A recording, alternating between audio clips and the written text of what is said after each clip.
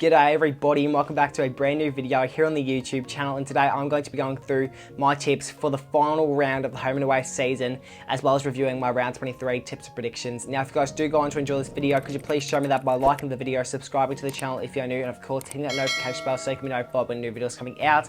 Enough wasting your time, let's just get straight into it. In round 23 I did get 5 out of 9 tips correct. Now let me quickly run through all the tips I got incorrect in round 23.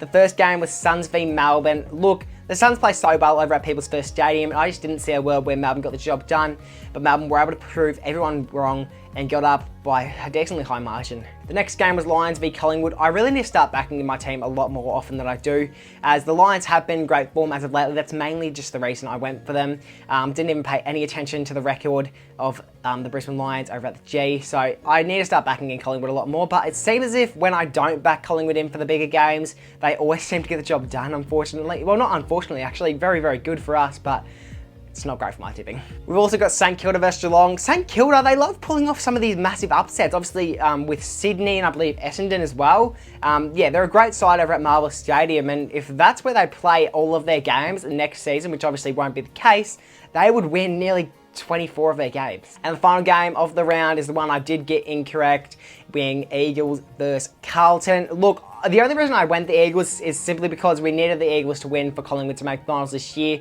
and after the Eagles did get absolutely pumped, our finals chances have come to an end. Now that we've gone through our round 23 tips and predictions, let me quickly go through all the games that I've tipped for round 24.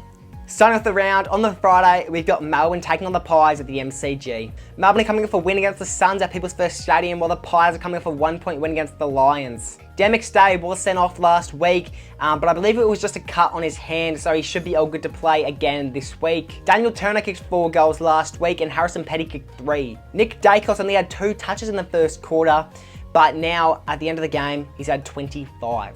And as neither of these teams will play in the final series, this game doesn't really affect how their season will end. And I just think the Pies will go into this game too confident, and I think Melbourne will just get the better of them by 11 points. On Saturday, we've got Eagles v Cats at the GMHBA Stadium. After last week, I don't think this game really needs too much of an explanation, as the Eagles did get absolutely pumped by the Carlton Blues.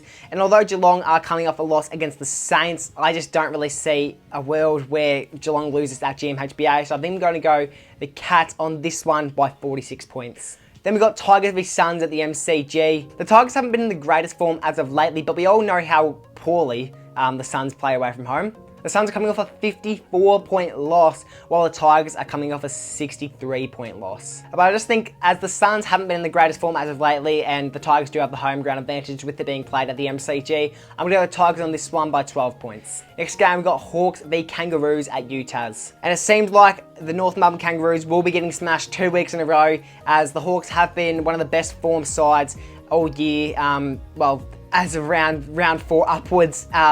Yeah, they've just been playing really good football as of lately, and I think with it being played at UTAS, that could increase the margin by 30-40 points. So I'm going to go the Hawks on this one by 71 points. Next game, got Lions v Bombers at the Gabba. Both teams are coming off a loss, with the Lions losing to the Pies by 1 point and the Bombers losing to the Swans by an absolutely high margin over at the G. But realistically, the Bombers don't really have a reason to win this game, while the Lions are trying to find that top 4 spot. The Lions have Lachie Neale, who is contending for the Brownlow medal this year and is also averaging 29 disposals per game, while the Bombers have Nick Martin, who's averaging 28 disposals. And considering it is being played at the Gabba, I think that will give the Lions the advantage that they need, and I'm going to go the Lions on this one by 29. And to finish off the Saturday, we've got Swans v Crows at the SCG. No explanation needed, as the Swans have locked in a top 4 spot and the Crows have locked in a bottom 4 spot. The last time the Swans played at the SCG was 2 weeks ago against the Pies, where they pulled off an absolutely amazing comeback. And with it being played at the SCG, I've got to go the Swans on this one by 46 points.